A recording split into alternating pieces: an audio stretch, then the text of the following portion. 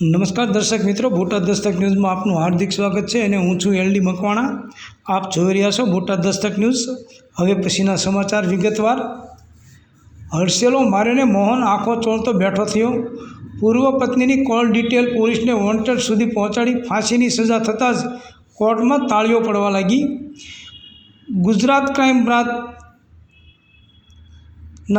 ફાઇલ્સના ગઈકાલના એપિસોડમાં તમે વાંચ્યું છે કે દાતાર પર્વત પર દર્શન કરવા ગયેલા પરિવારની દીકરી ચાંદનીની હત્યા થઈ ગઈ હતી અને તેની બહેનપણી પર બળાત્કાર થયો હતો.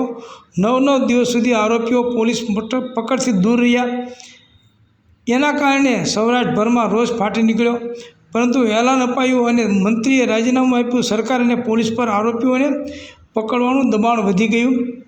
હવે આજના એપિસોડ વાંચો કે પોલીસે આગળ શું કર્યું.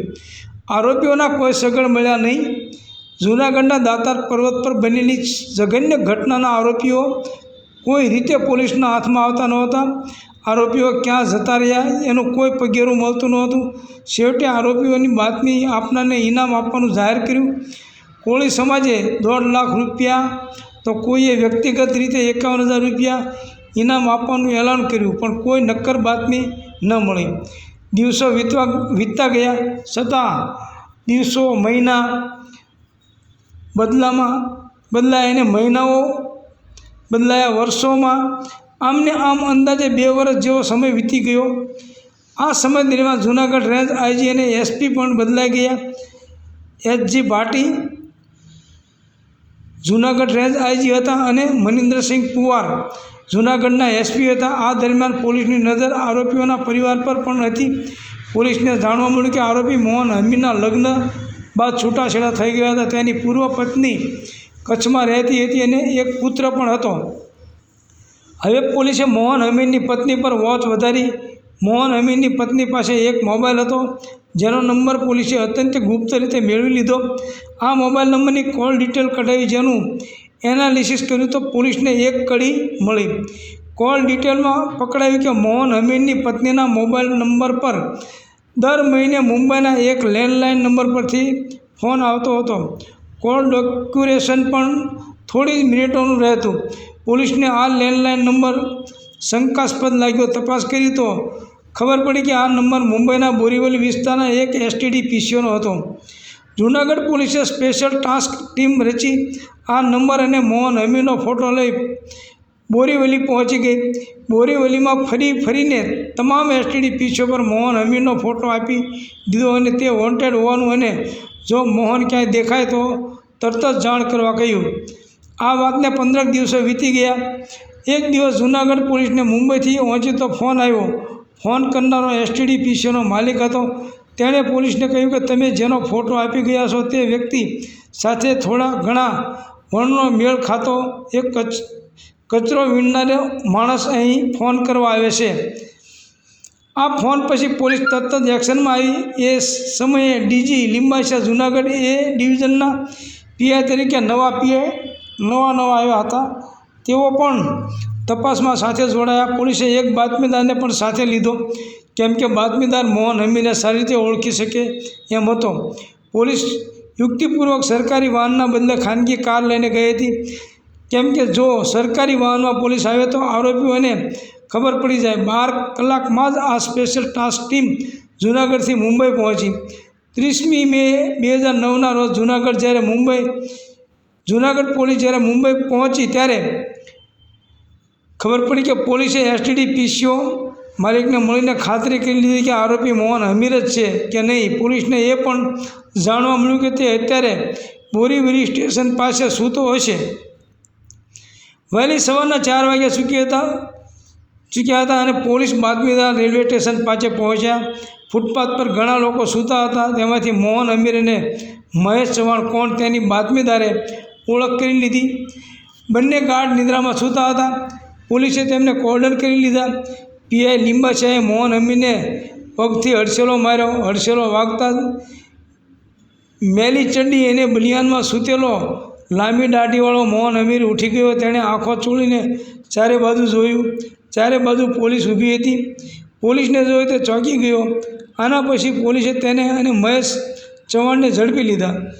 પોલીસની પૂછપરછમાં ખુલ્યું કે મોહન અમીર કચ્છમાં રહેતી તેની પૂર્વ પત્નીને ફોન કરીને પોતાના પુત્ર સાથે વાત કરતો હતો.